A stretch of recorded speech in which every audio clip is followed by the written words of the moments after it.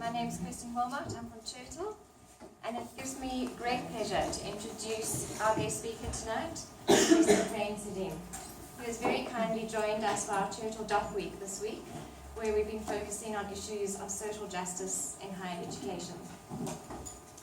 Prof. Soudien holds a PhD from the State University of New York at Buffalo, and is the former Deputy Vice-Chancellor of the University of Cape Town, where he remains an emeritus professor in education and African studies.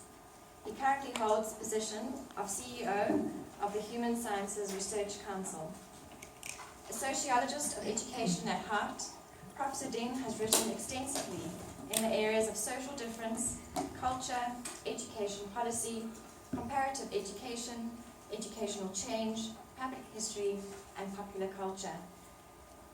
Apart from his work at the HSRC and higher education more widely, Prof. Soudien is also involved in a number of local, national, and international social and cultural organizations, and has served as chair of 3 ministerial committees of inquiry.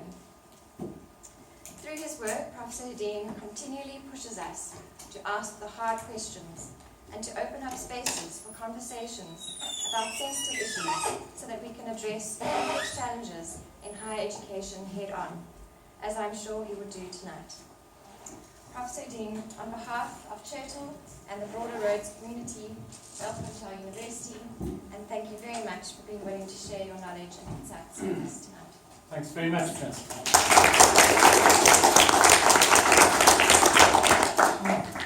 Good evening, colleagues.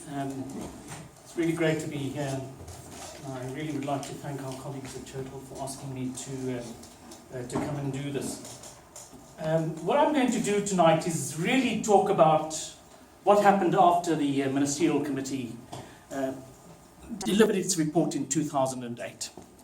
And to try and give you just a very quick and sketchy overview of what's gone on in the higher education sector in these last 10 years. As I do that, I am deeply aware of course, I have had this privilege of being able to see the system like this, but there's a lot that I don't know about. And there's a lot probably going on even here, which you are going to be saying, why is he not talking about us? And I want to say in advance that it really is important for us actually to be doing this big inventory of what's going on in the whole sector. And so you have people like myself raiding your annual reports every now and then, to try and put together a picture, but it's not enough. We need a systematic overview of what's going on. Now, the way I'm going to do this is to begin by making a point which I was making to our colleagues yesterday about understanding this thing called the university. And I'll just make some very quick remarks around that. Then I'm going to be making a comment about this consensus around transformation and trying to explain what that consensus is. And then I really, and this is where I really should be spending most of my time, but I want to do these first 2 points quickly because they explain for me, or begin to provide an explanation of how to make sense of what happens after 2008 in our country. I divide that part of the talk into 2 parts. I talk about 2008 to 2015, and then look at what happens in the country after 2015. So let me just make this first point very quickly. And this point is essentially that we are desperately in need of a sociology of the university, right? And that's what I'm wanting to say to you. We don't have it. We have commentary, we have analyses of what the university is all about, but we don't have a real field, a subfield of sociology which is about the sociology of the university. And I say that simply because, the university is a peculiar thing. It looks like some of our institutions in some ways, but is very distinct. And one of the wonderful things about it, which really moves me, is that theoretically it's the only institution of all of our great institutions, and we have many in our society, it's the only one that is able to capsize itself. Theoretically. It's the only one that is able to say, sorry, I'm giving all of that up and I'm moving into this position. All of the other institutions to which we belong depend on reproduction, on the value of the quality of its inside and how that inside is able to remake itself. Theoretically, here, it's quite possible for a department to one day to say that today we'll be positivist and tomorrow we're going to be something else. And it's an extraordinary thing. But we don't have the frameworks to really come to make proper sense of that. To come to understand how an institution like that works. So instead, a lot of our analysis depends on consensuses. And so we have a rough consensus about what the university is all about. And it's okay. We roughly all believe that the university is a space which is for critical thinking and so on, and that's okay. But that idea, that consensus, hides too much politics.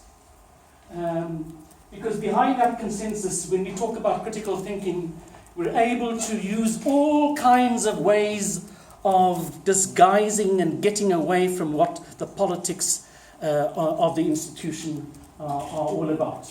I use Rancière here, and he says that we use things like the principle of a community, where in the name of an identity of faith or origin or the law or the common interest or the force of circumstances, and all of those push us towards a kind of consensus which we're happy to live with. And I'm saying to you, it's not enough.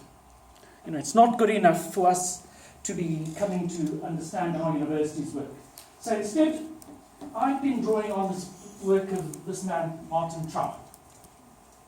And Martin Trau, and I think I have an agreement with my colleagues from around the world, is probably the most useful resource that we have today in thinking about what this thing, a university, is all about.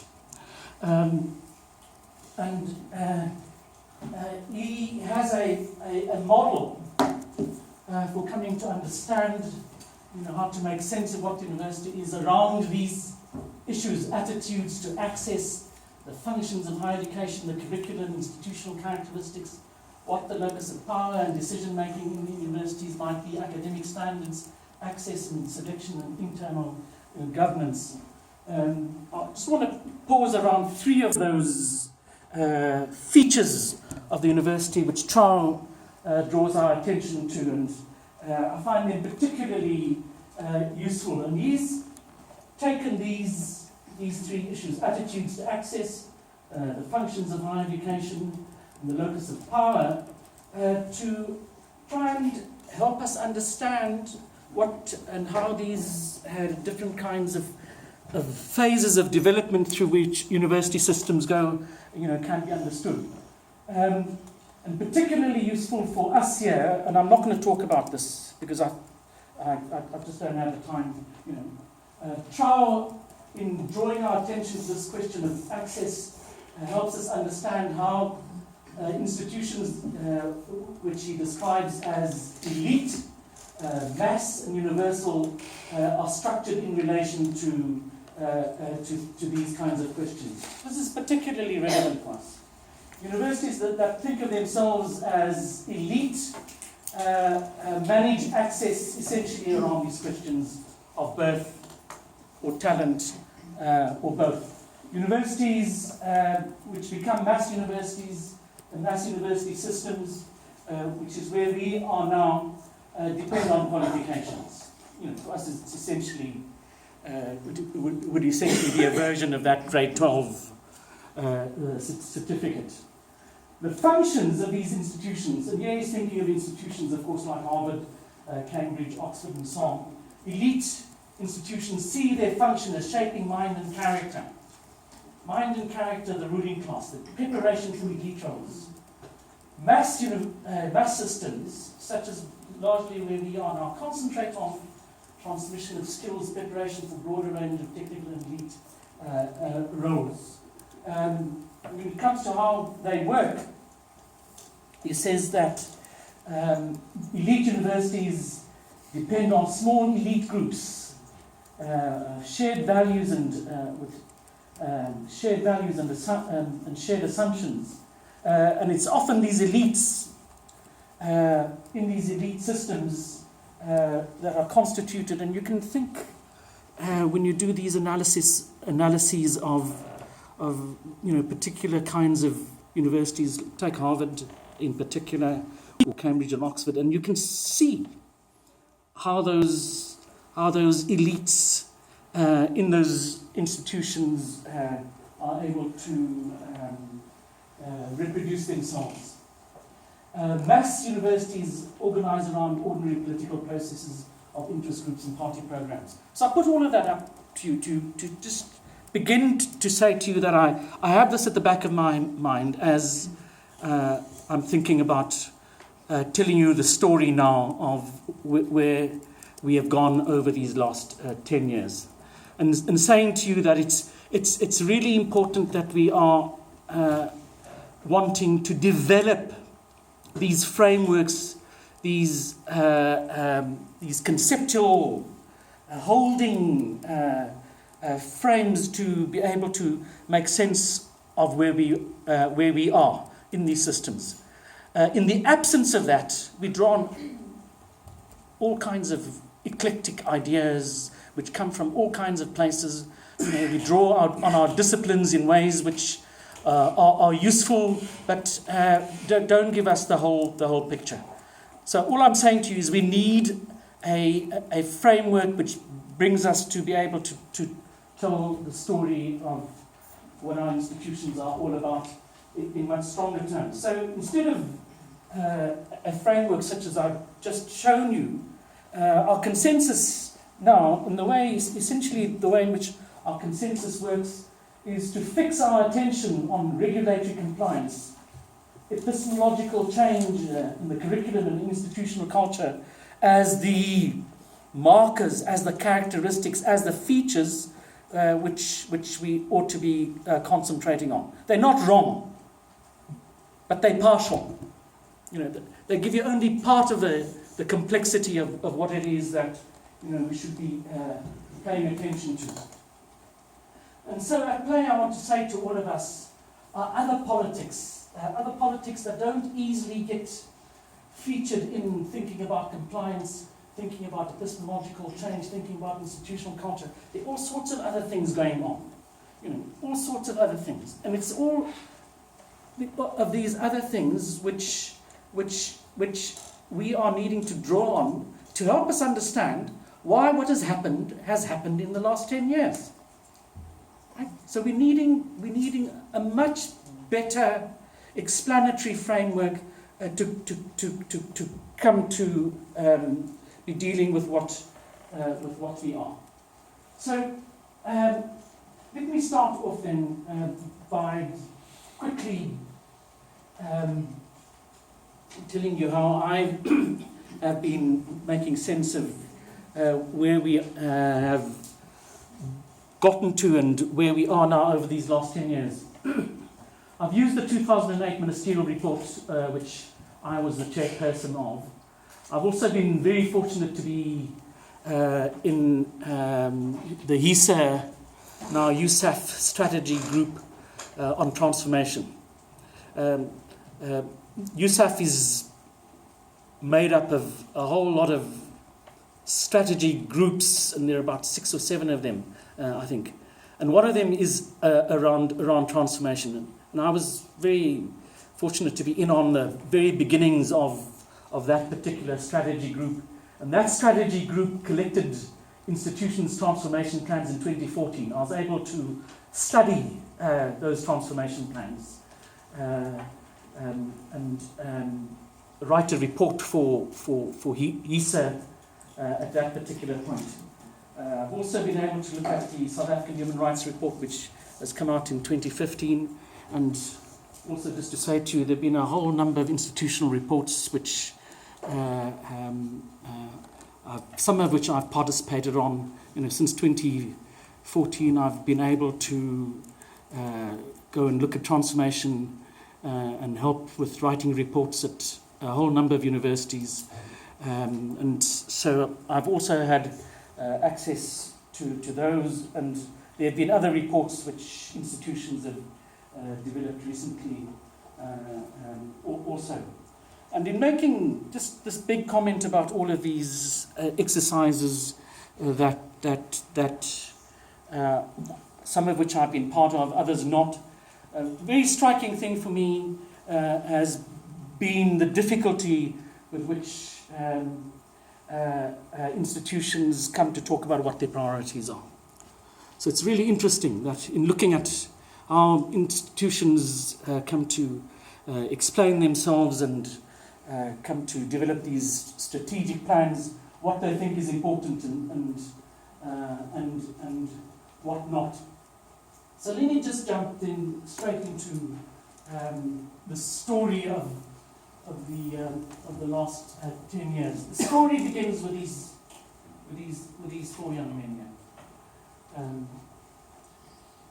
These are what they call the Rates 4. These are the four young men who had made a video about members of staff of this Rates residence whom they had forced to drink, and I use the word alleged because it's not proved. Allegedly they had forced these people to drink some concoction into which they had urinated. And this is what stimulated and provoked this ministerial committee into higher education in 2015. So this is what kicks off this phase. The next phase is kicked off, of course, by the student uprising of 2015. Now I'm working with that first phase. The interesting thing about this first phase after 2008, and it's now looking at it, just taking a step back and looking at what has gone on in the system. It's really interesting how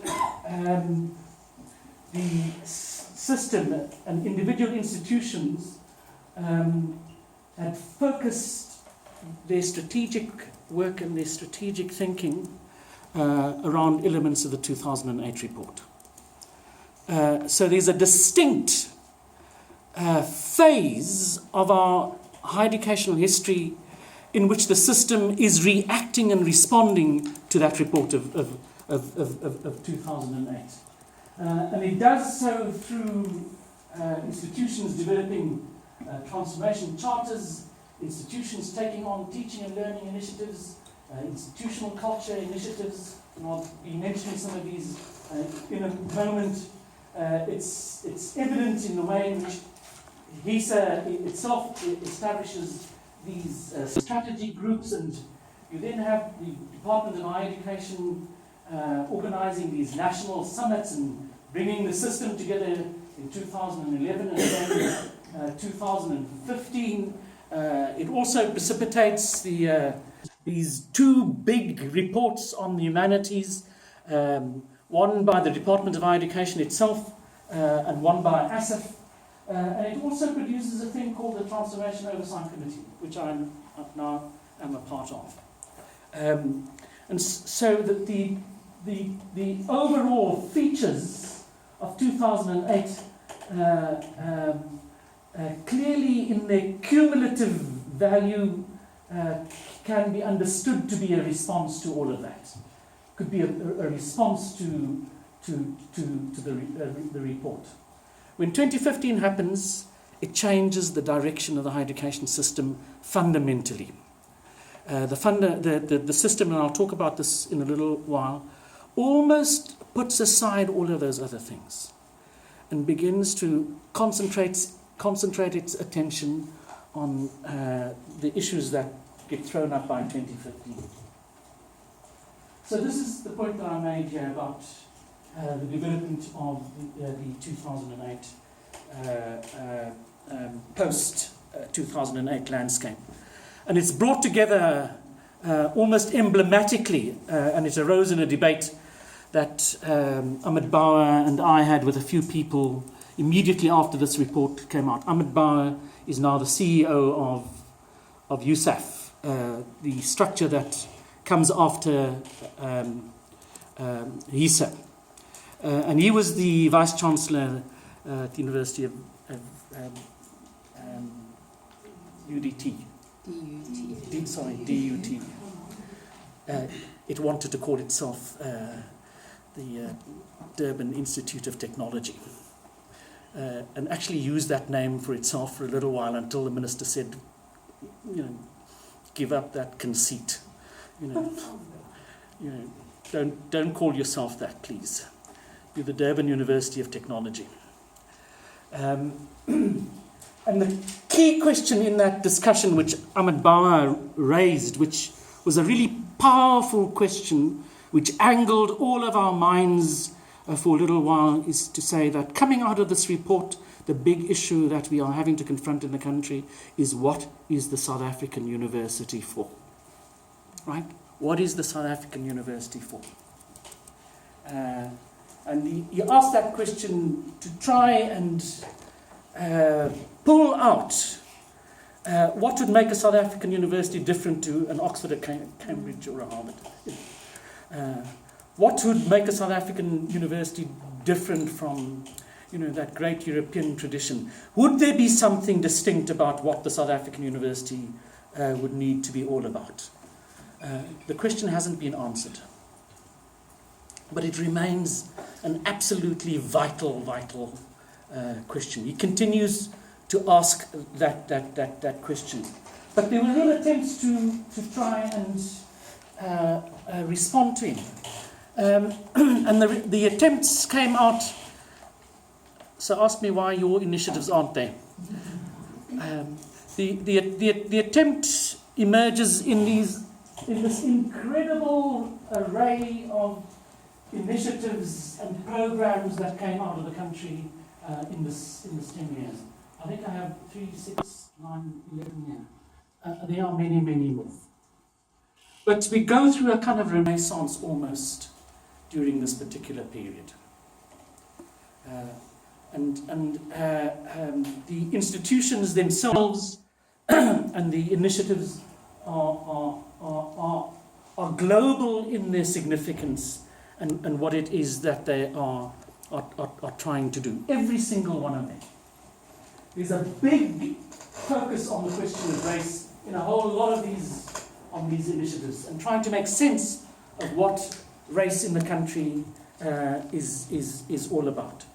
Now that conversation hasn't stopped. It is still going on in these institutions, but it doesn't enjoy the prominence that it would have, for that particular period of time. And you have all of these people working with each other and setting up initiatives beyond their own institutions that are also quite extraordinary. There are networks that begin to be built between the institutions and the organizations. There's a big focus on race and thinking about race. But a big focus also in thinking about pedagogy and language. And so these two, what I would say are almost emblematic features of that first period after 2008, which I really think that we ought to be paying a whole lot more attention to as scholars, because they impact on the global discussion in deep kinds of ways. They move sociology, they move political philosophy, they move anthropology. In the curriculum discussion, South Africa is up there. We punch way above our weight in all of these in all of these areas, and it's an extraordinary thing which we ought to be celebrating. It's where we come to, in a sense, play the role which a country like South Africa is required to play given its history. Just given the space out of which it comes, these developments are really quite crucial. But there are three initiatives that I want to draw to your attention, which I think were really quite extraordinary. The first one is the grounding program. Some of you know about this, eh? Some of you know about the grounding program. Yeah? No? So this was a program that was begun when Derek Swartz was the VC at Fort Hare. And it's gone into slumber. It's not been abolished, but it doesn't function as it ought to. The purpose of this program was to require every single student in the university to take this foundation course. And when the University of Fort Hare did this initiative also then morphed and was picked up at many other institutions around the country. UCT tried to do one. The University of the Free State has a similar program. The University of Johannesburg thought of doing it. And places like VUT and so on, and University of Pretoria. And around that time, there were people going around the country trying to persuade institutions to adopt one or other program as a similar foundation program. And I was really also very lucky to go and watch this program at work. And its purpose was to help young people transition into becoming academic citizens inside of university, right? Particularly thinking about first-generation students into the university. So it was trying to teach them more than academic literacy, which a whole lot of academic development programs are all about. It was about how do you carry yourself coming into and being in the space of this thing called the university. What does citizenship mean in an environment like this? So a lot of it was about decolonizing. They used the word decolonizing. So this is before decolonization took off. They raised this issue about how you provide a progressively rigorous, responsible and compassionate basis for gaining and applying knowledge and energies to the world. So, it's thinking about what it is that you going in there and you coming out should be all about. Principles of Ubuntu, democracy, how to engage in lives of authenticity and dignity. And then also to provide the students with a roadmap about how to use the university space. And I've also done some work, as many of you I know have done, about what happens to students when they first come onto the campus. And it is strange. It's a strange thing when students first step onto this place and wonder why there are so many buildings. And why are these buildings structured as they are? And they have a sense of alienation. And the purpose, as I say, is to think about how these students could be brought into the university and to be made to felt that they belonged, but that this was also a point of departure for them, right? That they were coming in and they were coming into a space which was all about formation and making. The making of of the subject. So that's a really critical development that it started around about 2007. It got a lot of momentum after 2008. It became a kind of model for what many other institutions were thinking about at the time.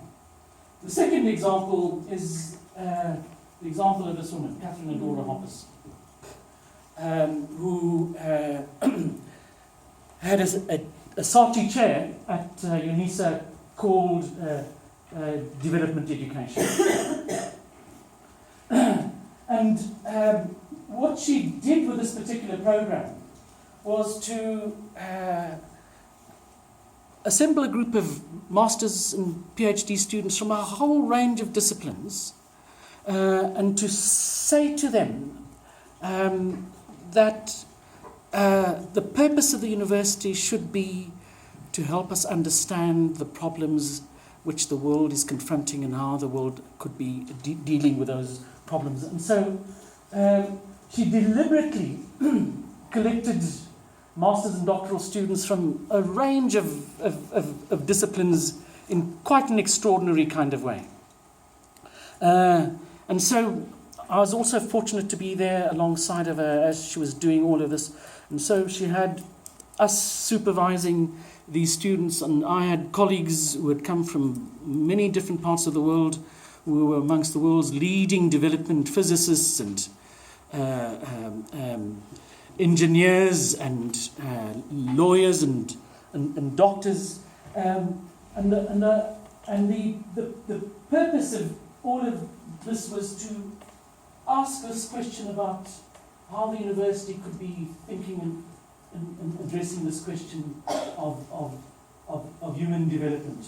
The other thing that she did was to also bring a group of indigenous knowledge intellectuals alongside of these more conventional academics and scholars. And every year, for more than 6 or 7 years, and again I was very privileged to be there every year for a month, she would have these people in conversation inside of the university, and the students were present and listening.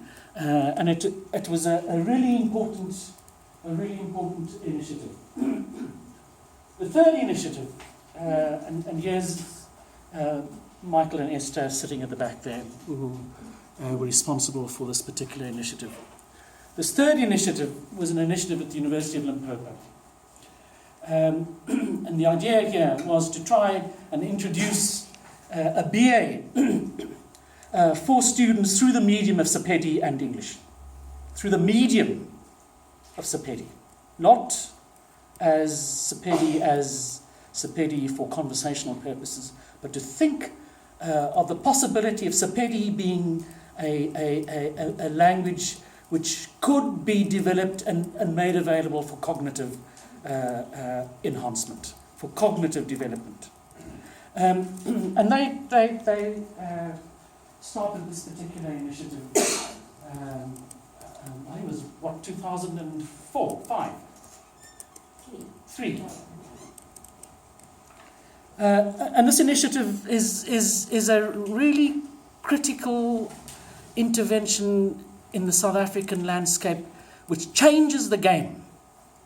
It responds to what we are beginning to understand about how students manage cognitively this process of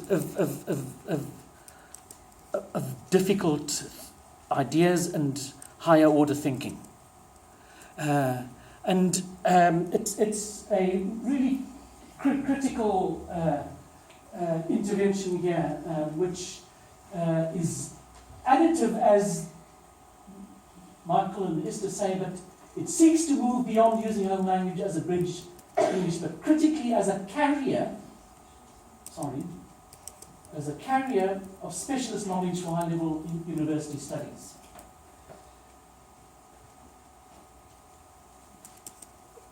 But we get to 2015,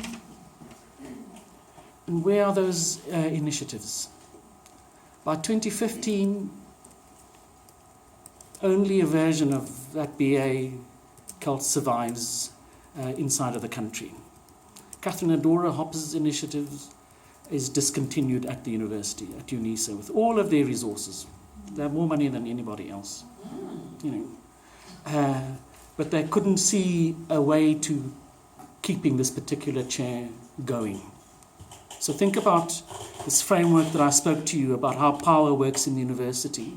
So what kind of resources are we going to be using now to be able to draw on to explain why Catherine's program was discontinued, right? So what frameworks could we be using to make sense of that? That program is dead. The grounding program at the University of Fort Hare is, to all intents and purposes, dead. Right? And then the BA program at the University of Limpopo already began to decline in stature after they left and came here. Sorry, that's not right. It's now in its 17th year, and the graduates of that degree have become lecturers, and they're registered for their PhDs. That's good. And the program is continuing. No, that's good, Esther. I mean, looking at the reports, it doesn't come across like that. So I'm very glad to hear that. That's really good. And the university's calendar underplays it. Totally. Yeah. It Yeah. started at from the start. Yeah. So that's the first phase, colleagues. The second phase, sorry, that doesn't come out clearly. The second phase is marked, and I'm going to do this just very quickly. And I thought working on this that I got the font colour right. It didn't work. But that's telling the story of Mr. Zuma giving us free education. So saying after 2015, we move into another phase, and the key features of this phase. And these features are essentially a response to what happened with the student uprising. And the first marked phase, which we need to be very cognizant and aware of, is fee-free education for students who come from families who have household incomes of under 350,000 rand per annum. So that's a really critical development. Also critical development is this MGAP program here, which all of you know about and have benefited from. And the third are these infrastructure grants. So when you look at these initiatives and you put them against these other initiatives from the earlier period, you can see we're in a different rhythm here. We're in a different phase, and that has fundamentally to do with institutions having to focus on stabilization. So the big thing for institutions after 2015, and you can go onto any campus and you would be very aware of subtexts of one kind or another punctuating the lives of just what the campuses are all about. There are issues on every single campus, and the way in which the campuses are working is essentially to try and keep the institutions in a state of stability. And so the uprising is the marking feature for what happens to our system in the country after 2015. The system is unable to, and I'll show you in a little while, to keep the momentum going with a lot of the initiatives. So there is, yes, on a whole lot of campuses, curriculum renovation going on around decolonization. There's a lot of discussion going on in that particular area of work. But I don't think we've seen yet the outcomes of that clearly in the way in which the disciplines are beginning to cohere. There's a lot of work going on in institutions around institutional culture, a lot of stuff around student health and well-being, mental issues are really crucial, and there's continuing work around student learning and access and stuff around student staff development. But there isn't that same sense of thinking about how the big politics of what the university is all about that you might have seen in the previous phase. Just when you kind of even look at how universities are thinking about the stuff around transformation. These stats come out of the South African Human Rights Commission's report in 2015, and it's an okay report. What they do is to go and look at the university and university life in the country under various headings, and one of them is to go and look at what universities are doing around things like transformation offices and budgets. And it's really interesting how different the situation is inside of the country. CUT has a transformation office with 2 members of staff. DUT, none. NUT, none. Northwest University, none.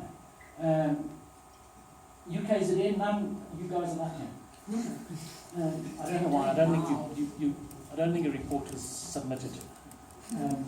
University of Limpopo, none. Univen, none. Unizor, none. WISU, none. It's really interesting how universities are thinking about themselves organizationally, in relation to these questions of what these issues of transformation are all about. Some universities have put quite a lot of money into all of this. UCT has 14 members of staff, and I can tell you, having been involved with those 14 members of staff, those 14 members of staff have had to take on things like what's going on in the curriculum, what's going on in the institutional culture, to think about these questions of harassment, both racial and gender, to think about sexuality, HIV/AIDS, to think about governance. So I mean, a lot is going on in that institution with that with that budget. But it's very mixed, in terms of how institutions are dealing with all of this. I'll close off by just giving you a picture here of 3 or 2 different kinds of interventions that are notable, but come to address these questions of what should be going on in not unproblematic ways. So the first one here is Jonathan Jansen.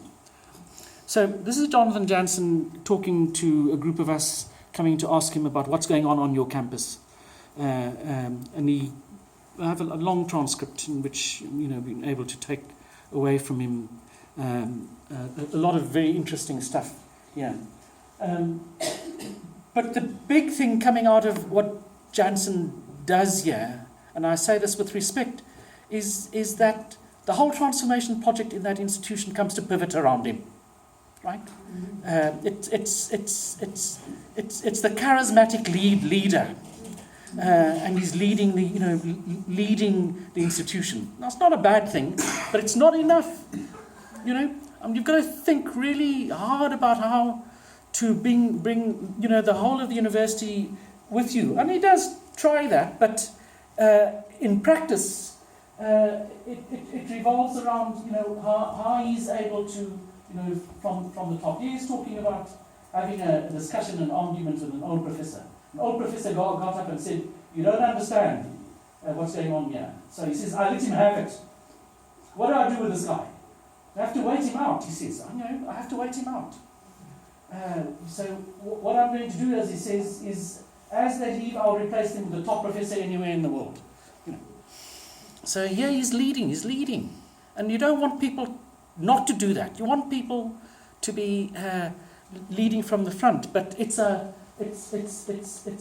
whole lot more. You know, you need to think about this thing and how this institution comes to constitute itself as a political space which requires a holistic form of intervention in it.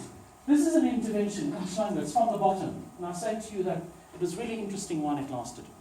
So it was a group of students who are able, with some lecturers, to be able to take over a campus. And they take over the arts, fine arts and drama campus at UCT for a little while. And they manage the campus for a little while. But they too also, so Johnson is from the top, this is from the bottom, they too don't survive. They continue into 2017, and they don't survive because, again, you need to understand how a university works.